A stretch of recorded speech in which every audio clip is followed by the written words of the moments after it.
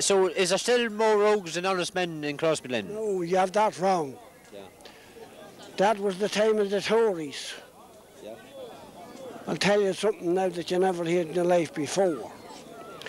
And the Tories used to come to the Winnie Rock, that's half road between here and Carrickmacross.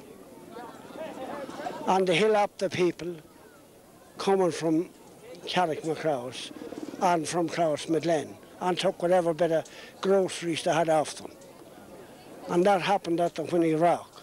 And then, if you listen to that story right, it says from Carrickmacross to Crossmaglen. It doesn't mention Carrickmacross or Crossmaglen, people living there, it's between the two yes, towns. It's at the Winnie Rock. You know where the Winnie Rock is, don't you? Well, tell our viewers.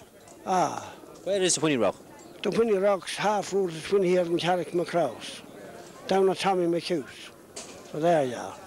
So we have exclusive from Joey Robb, there has never been any rogues in Carrickmacross or Crossmaglen. There were the harmless people in Old Island, the Crossmaglen people. But people imagined that, and that word